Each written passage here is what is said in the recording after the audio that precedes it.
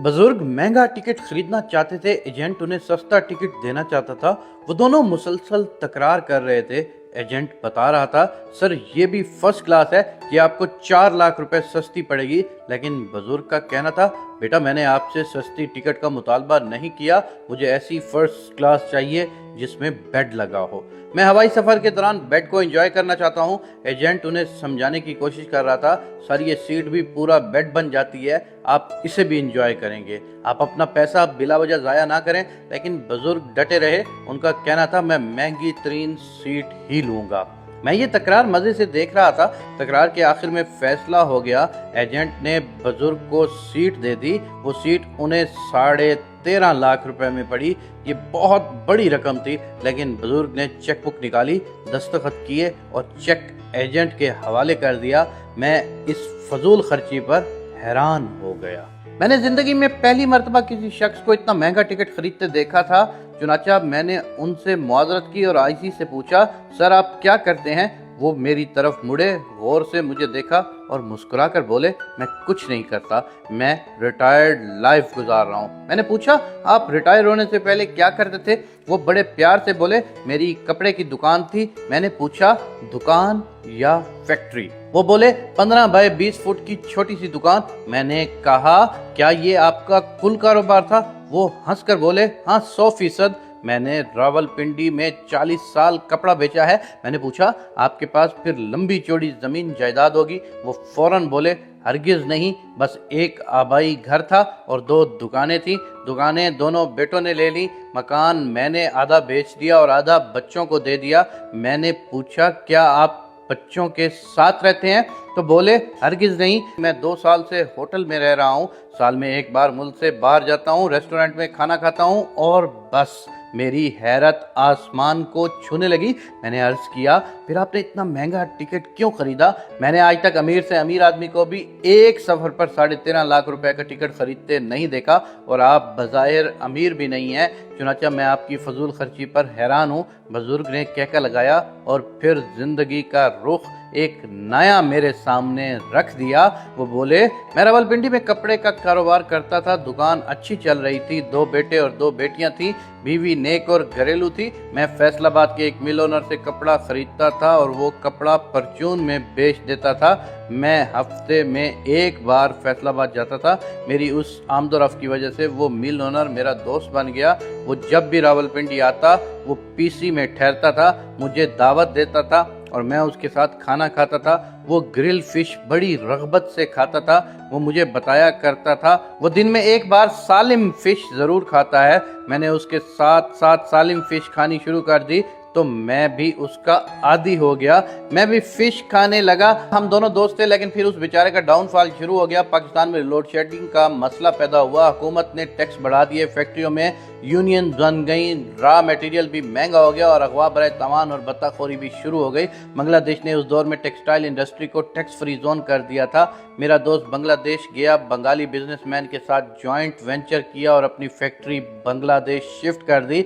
वो बांग्लादेश में कामयाब हो गया, लेकिन फिर दोनों पार्टनर के दरमियान इख्तलाफ हुआ। मामला अदालत तक गया और बांग्लादेश की अदालत ने बंगाली बिजनेसमैन के हक में फैसला दे दिया।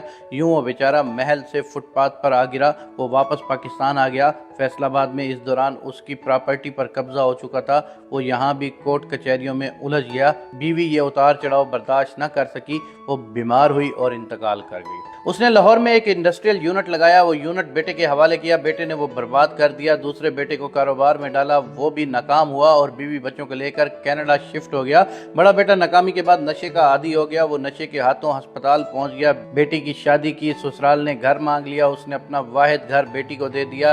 यार दोस्त भाग गए और अजीज रिश्तेदार साइड पर हो गए और वो यूं बेचारा पूरी दुनिया में बेदस्तपा हो गया। मैं उसके अरूजो जवाल का ऐनी शाहिद था। वो खुददार था। उसने मुझसे मिलना भी तर्क कर दिया था, लेकिन मैं उसे ढूंढ ढूंढ कर मिल लेता था। हम ग्रिल फिश खाते थे, पुराना वक्त याद करते थे और हंस रो कर अपने अपने ठिकाने पर आ जाते थे। वो जिंदगी के बोझ के साथ साथ चलता रहा, लेकिन फिर एक ऐसा वक्त आ गया जब किराए का मकान भी उसके बस की बात न थी। वो हकीकतन कोड़ी कोड़ी का मोहताज हो गया और फिर एक दिन वो गायब हो गया। मैं उसे तलाश करता रहा लेकिन वो ना मिला। मैं अपने कामकाज में मसरूफ हो गया। मुझे एक दिन ईदी फाउंडेशन से फ़ोन आया। मुझे बताया गया कि आपका एक अजीज़ शदीद हालात में हमारे पास मौजूद है, आपसे मिलना चाहता है। मैं तशवीश के आलम में ईदी फाउंडेशन पहुंच गया। वो मुझे ओल्ड पीपल होम में ले गए। अंदर दाखिल हुआ तो वो हलालत के आलम में बिस्तर पर पड़ा था। दाढ़ी बड़ी हुई थी, शुगर, ब्लड प्रेशर और दिल का मर्ज बेकाबू हो चुका था और वो हकीकतन हड्डियों का ढांचा बन चुका था। मेरी आंखों में आंसू आ गए। मैं उसके पास बैठ गया। वो मुझे देखकर मुस्कुराया और आहिस्ता आवाज में बोला, यार शकूर साहब, ग्रिल फिश खाने का बहुत दिल कर रहा है। मैंने फिश के लालच में उनको आपका नंबर दे दिया था। मैं आंखें पोंछता हुआ उठा, पीसी गया, ग्रिल फिश पैक कराई और उसके पास आ गया। उसने बड़ी मुद्दत बाद अच्छा और साफ सुथरा खाना खाया। मैं उसके बाद रोज़ाना उसके पास जाता। हम ग्रिल फिश खाते और धूप में बैठकर गपशप करते। मैंने उसे अपने घर लाने की कोशिश की लेकिन उसने इनकार कर दिया। बहरहाल किस्सा मुख्तसर, वो बेहतर हो गया। वो अब चल फिर भी सकता है और अपने काम भी खुद कर सकता है। उसने उसके बाद अपनी बाकी मांदा जिंदगी ईदी फाउंडेशन के लिए वक्फ कर दी। वो ओल्ड पीपल होम में रहता था, बीमारों की खिदमत करता था, नमाज पढ़ता था और अल्लाह ताला से अपने गुनाहों की माफ़ी मांगता था। हम दोनों हफ्ते में एक बार होटल जाते, ग्रिल फिश खाते थे और काफ़ी पीते थे। ये रूटीन उसके मरने तक जारी रही। मैं उसे एक रात वापस छोड़कर आया। वो बिस्तर पर लेटा और फिर दोबारा ना उठ सका। हमने उसके बच्चों से रब्ता करने की कोशिश की लेकिन कामयाब ना हो सके। हमारे पास कनाडा वाले बेटे का नंबर नहीं था। दूसरा बेटा अस्पताल में जेर इलाज था, उसे होश नहीं था। बेटी खामद और बच्चों के साथ छुट्टियां मनाने के लिए यूरोप गई हुई थी। हमारे पास उसका रब्ता नंबर नहीं था। अजीज रिश्तेदार और दोस्त अहबाब को बुलाने से उसने रोक दिया था और वसीयत करके मरा था। मेरी मौत की कोई अनाउंसमेंट नहीं होनी चाहिए और मेरे किसी अजीज रिश्तेदार को नहीं इतला दी जाएगी। चुनाचा अजनबी लोगों ने उसका जनाजा पढ़ा, अजनबियों ने उसे कब्र में उतारा और अजनबी कब्रिस्तान में उसे दफन कर दिया। मैं दोबारा अपने कारोबार में मसरूफ हो गया। मैंने एक दिन अपने बड़े बेटे को डांट दिया। बेटा बफर गया और बोला, आपने हमारे लिए क्या किया है? ये फिक्रा सीधा मेरे सीने में लगा। मुझे अपना मरहूम दोस्त याद आ गया और एहसास हुआ ये सब माया है, ये सब माया ख़त्म हो जाएगा। माल वो है जो आपने अपने लिए इस्तेमाल कर लिया और खुशी वो है जो आपने महसूस कर ली। और बस, मेरी बीवी फौत हो चुकी थी, बच्चे शादीशुदा थे। मैंने दोनों बेटों को एक एक करके दुकान दे दी। मकान बाजार में आ चुका था, मैंने आधा मकान बेच दिया।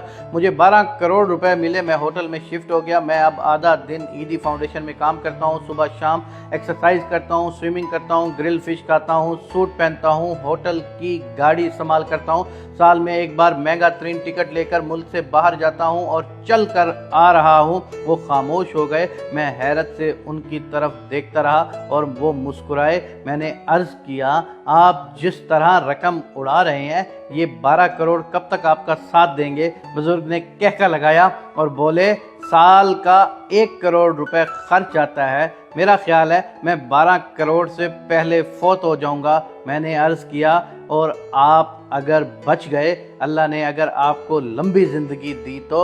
उन्होंने कहका लगाया और बोले, मैं भी अपने दोस्त की तरह ईदी फाउंडेशन शिफ्ट हो जाऊंगा।